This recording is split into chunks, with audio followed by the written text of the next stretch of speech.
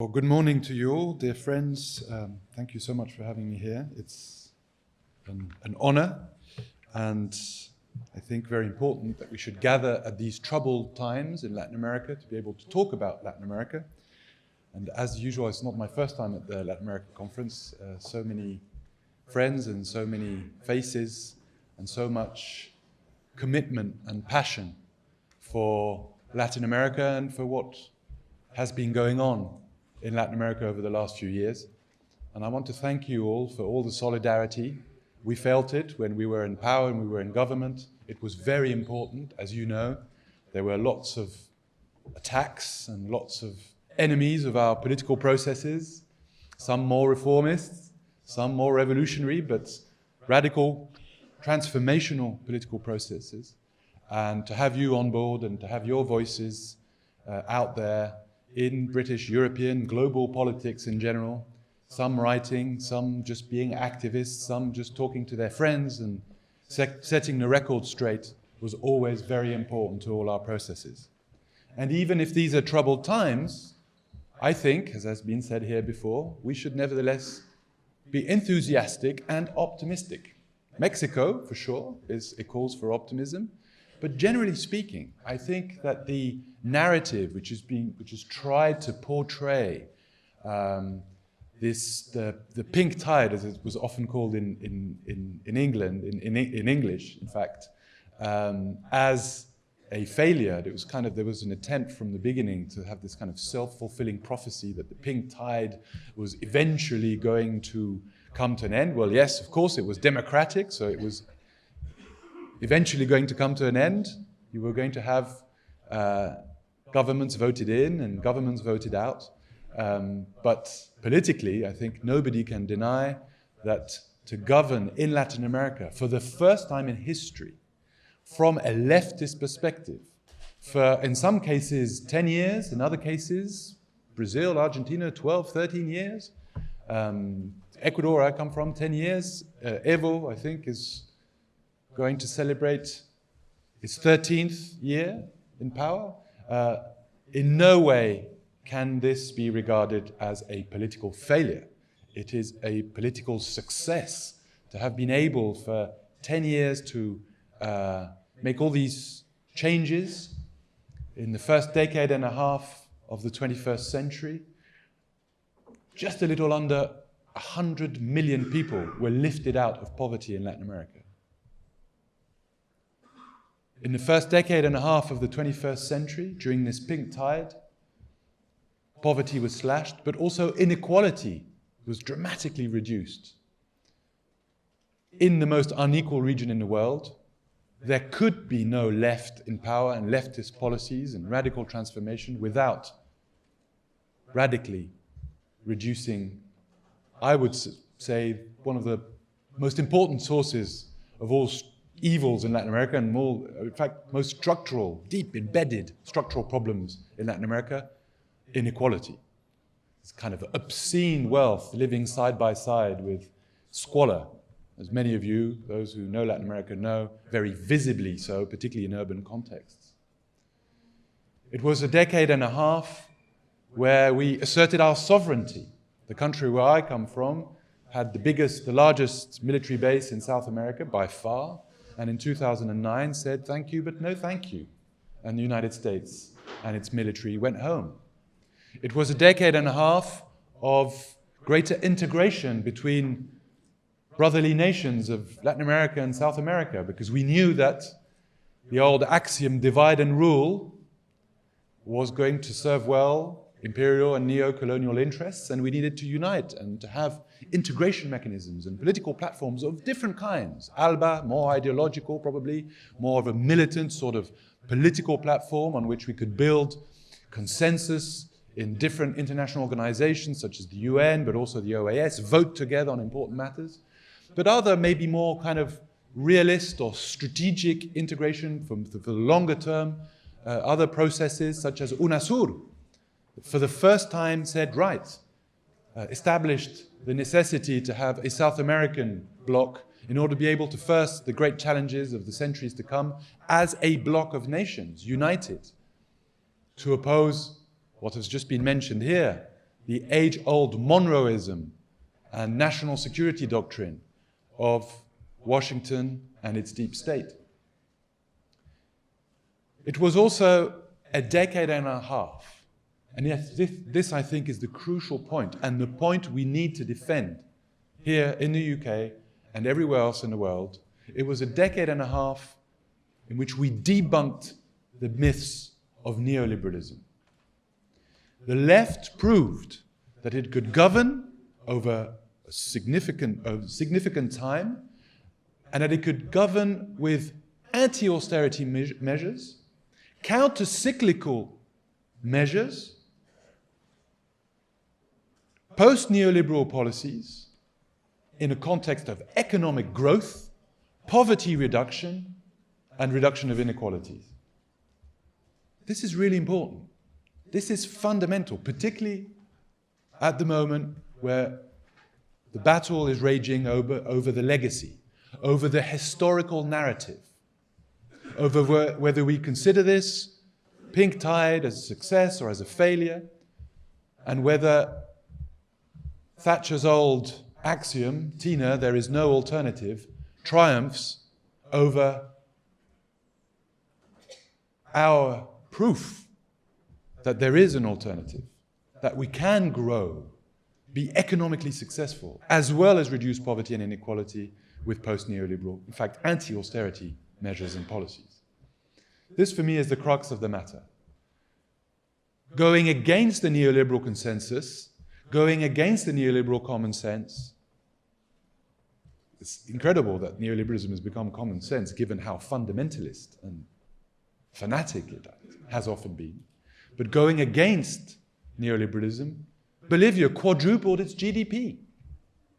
Ecuador doubled its GDP and handled the commodities decline really well without any major crisis, and ensuring successive victories in elections, both parliamentary and presidential. We have since been betrayed, but this was the product of other forces, of a Trojan horse that was planted there, not the product of the will of the people. Going against neoliberalism, we demonstrated that the left does not just have good intentions.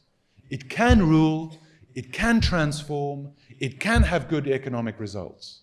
Neoliberalism, thus, is not just unjust, it is not the intelligent way forward. And this, I think, is the great legacy of the first decade and a half of Latin America. And a legacy we have to defend, we have to fight for tooth and nail, because the narrative is all about destroying it. In fact, the judicialization of politics that we're seeing in Brazil, in Argentina, in Ecuador, with the jailing of Lula, with legal processes against Cristina Fernandez and against Rafael Correa and others, is as much about avoiding these strong leaders, these historic leaders, from being active politically, as it is about delegitimizing the legacy of their governments and erasing from the memory of the people this very important legacy of poverty reduction and assertion of sovereignty. In Latin America, in Ecuador, where I come from, we are all being politically persecuted, in part because they don't want us to come back. But most importantly, and here is where the corporate press plays a fundamental role through its headlines, by trying to really change the affect, at least, erode our legitimacy in the hearts and minds of the Ecuadorian people. And the whole campaign about corruption and magnifying cases of corruption and hitting us every day with headlines about corruption is basically about that. Now, fortunately, I think collective memory is notoriously unruly and undisciplined and slippery, and it's very difficult to control public opinion, particularly over the long period. And so we're seeing in the polls, for example, in the Ecuador case I know well, but also elsewhere in Latin America, the legacy grow and grow and grow, and becoming more and more mythical as every day, month, and year goes past. And despite all the attacks, and despite all these court cases that often lead nowhere, Correa has got 15 court cases against him, and they're leading nowhere. The basic aim is to produce headlines and to discredit our legitimacy in the eyes of our people. Despite this, Correa's legacy is growing, his popularity is growing, and I think a return of the left in power is inevitable. Of course, the United States played an important role. There are important geopolitical factors behind this rightward turn. We've just mentioned Trump, but I think we shouldn't underestimate how, I would say, even clever Obama was, with less rhetoric, but a lot of action in order to undermine both our economies and our political systems and our radical political processes. He sent the Fourth Fleet to our waters to intimidate us. He multiplied the number of US military bases in Latin America, not in Ecuador because we asked them to leave, but in Colombia, 5 new ones, and elsewhere projects in Peru and Paraguay, and a growing of presence in Curacao and elsewhere. He declared Venezuela a national security threat to the United States and started the ball rolling for what's happening now with the sanctions regime, which have been imposed under Trump, but the whole thing started under Obama. And lots of other things that we were talking about, migrants here. Very quietly and discreetly, Obama deported 400,000 Latin Americans back to Latin America per year. So over 3 million over his 8-year terms, which is actually much more than Trump's done. Beyond all the rhetoric about walls and all the fascist rhetoric, we agree on that. Obama didn't have that. But he was slowly eroding, waiting, making sure that when the commodities decline came after 2014, when our raw materials lost value in international markets, the United States and its deep state were ready. There is, I think, an opportunity also for the left to reflect upon its mistakes. There is an opportunity to regroup, to reconnect with grassroots in the cases when we have lost this connection. And this is an opportunity to work hard to bridge some of the divisions that were unnecessary and the fruit of politics and maybe even human nature. We have to think about one phenomenon, and that is the fact that the left lost the support, by and large, throughout Latin America, of what I would call the aspirational middle classes. And that's very important because that made all the difference. For example, in the recent Brazilian elections, wasn't the working classes or the poor or the most lumpen sectors of Brazilian society who voted for Bolsonaro. It was the elites, we knew that.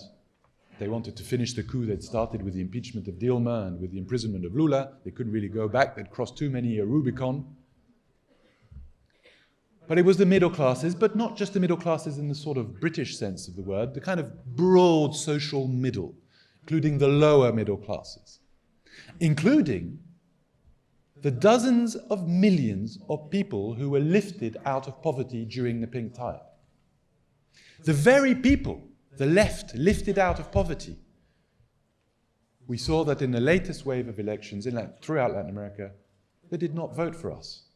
How can that be possible? How can the people who most benefited from our social policies, from free education, from free healthcare, from their children being the first generation in their family going to university, from having housing, and their own housing, becoming property owners for the first time, also for the first generation in their families, how could these people vote against us? Well, there's been lots of debate on the left in Latin America about this and quite a few studies and academic research. And what we see is that the people who were lifted out of poverty say, I'm not poor anymore. And I will not vote for the party that represents the poor or the candidate of the poor. That's for the poor people. Now I'm better off and I will vote for the candidate who represents the people who are better off. This is important. There are all sorts of elements. We were in power, in our case, in the case of Rafael Correa from 2007 to 2017, at a time where social media exploded and internet played a huge role, and I would say digital colonialism encroached and the values of the Western consumerist society clashed with the values we were trying to put forward from on the left. The values of equality, of solidarity, of justice were being attacked through internet, through social media, and this aspirational middle class had a lot of access to this new technology, and there was a real fight for ideology and hegemony there, and a number of other things. But I think the left also has to think about the lack of accompaniment of that aspirational middle classes. Public policies weren't really politically accompanied. Political parties fought battles to win elections, but they didn't always, and social movements were also there, but we weren't always there to accompany the process of emancipation of the people, to accompany the process of leaving this situation of poverty and entering the social middle, the middle class. And this is something we really have to think about. We have to reconnect as the left with the middle class, and next time we lift people out of poverty, we have to be accompanying this politically, and not just through this top-down approach of applying public policies, but being out there in the streets, in the barrios, in the rural areas, to make sure that we are doing the political work that will guarantee the sustenance of our processes. Let me just conclude saying that I'm optimistic. These are hard times. Believe me, we're being persecuted through lawfare, which is the word that we now use for this particularly aggressive type of judicialization of politics. But we're also the first force in opposition in most countries where we've lost power. In some countries we haven't lost power, of course, and we should celebrate that. There'll be elections next year in Bolivia, and Bolivia's going strong economically. But in the countries where we have lost power, we are the first force in opposition. We have proved that we can be a left that manages the economy well. We don't just have good intentions. We've got young people that have been in government, in senior posts, MPs, ministers, so on, that can come forward. And we are fighting, not just, as I come from a left in the 1990s that used to make 2-3%. Now we are the other half. And as this other half, I invite you to continue believing in us, to continue believing in this struggle against the kind of feudal pre-modern plutocrats that still rule in large parts of Latin America. And I promise you this, Latin America will be back. Latin America will once again be one of the beacons of the struggle for progressive ideas and transformations at the global level. Thank you very much.